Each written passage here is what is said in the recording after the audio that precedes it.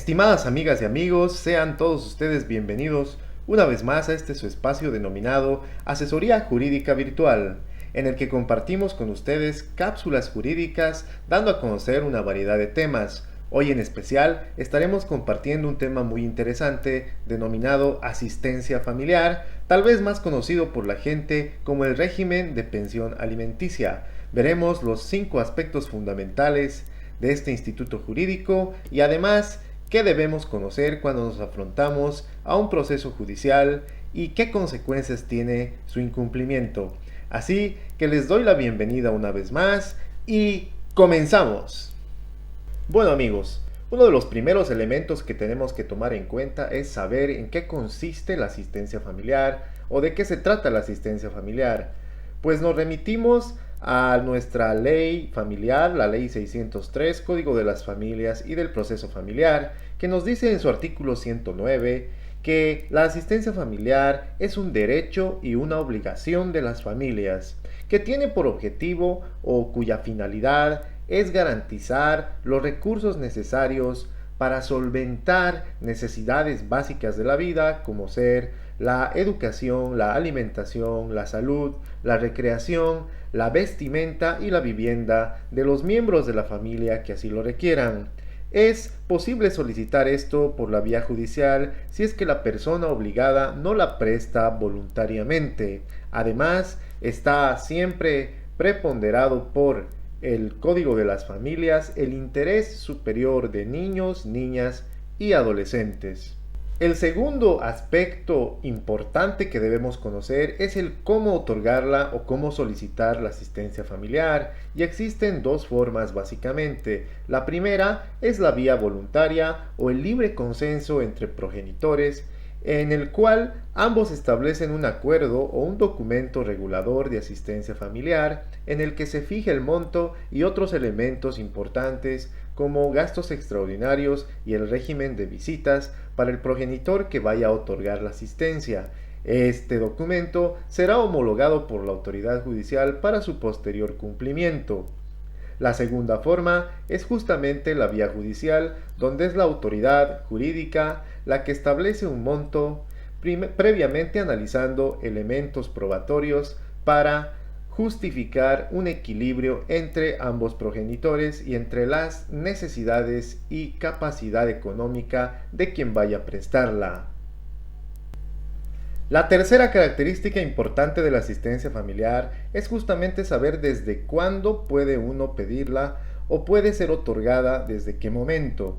Y la ley es clara al decirnos que la madre, una vez enterada de su embarazo, puede ya solicitar este beneficio durante toda la etapa de su gestación, hasta el nacimiento de la niña o niño. Este beneficio entonces es posible solicitarlo a partir de la concepción.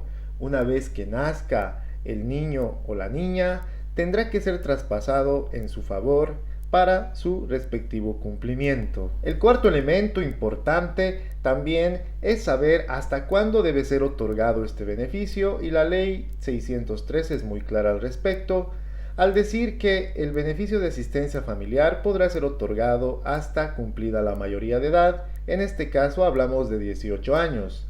Sin embargo, existe una salvedad para extender este beneficio hasta los 25 años de edad, con el fin de procurar la formación técnica y académica del interesado o beneficiario, haciendo siempre un seguimiento de que esta formación sea bien aprovechada por este último, ya que caso contrario, esta podría ser cancelada. La quinta característica importante sobre la asistencia familiar es justamente el monto mínimo a ser otorgado.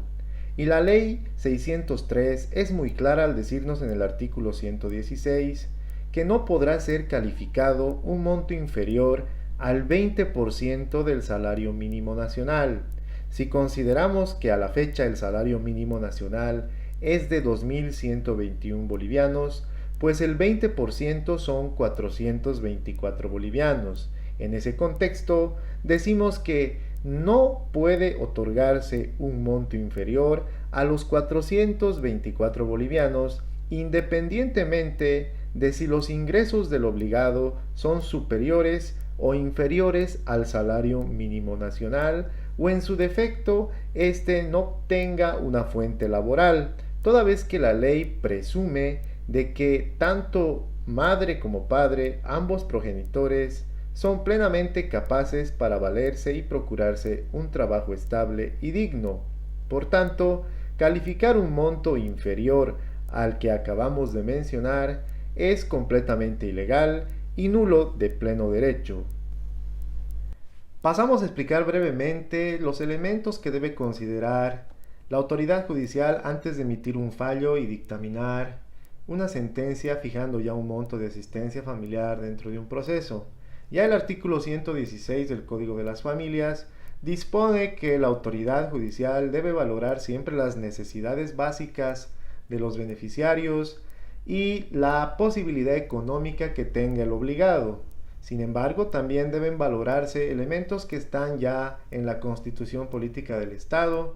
Así, en el artículo 64 dispone que convivientes o cónyuges tienen el deber de atender en igualdad de condiciones las necesidades y las responsabilidades que tienen para con los hijos, y mediante el esfuerzo común garantizar la educación y la formación integral de los mismos mientras estos sean menores de edad.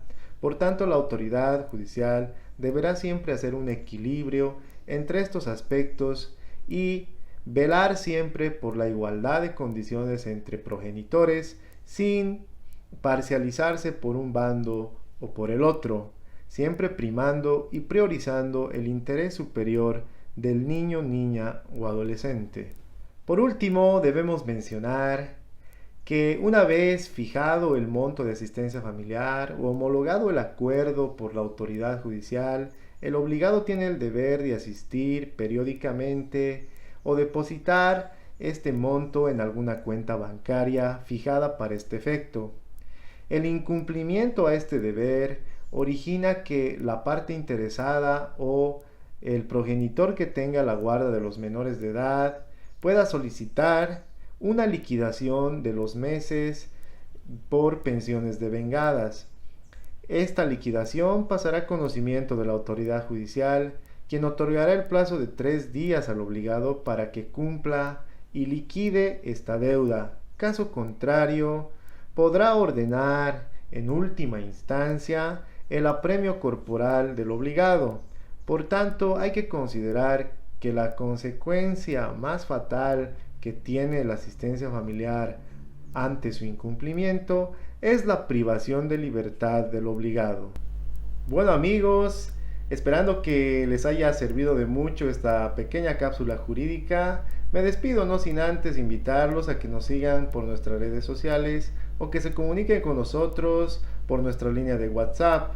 Estaremos muy pronto con temas muy interesantes a través de este espacio denominado Asesoría Jurídica Virtual. Así que muchas gracias y hasta pronto.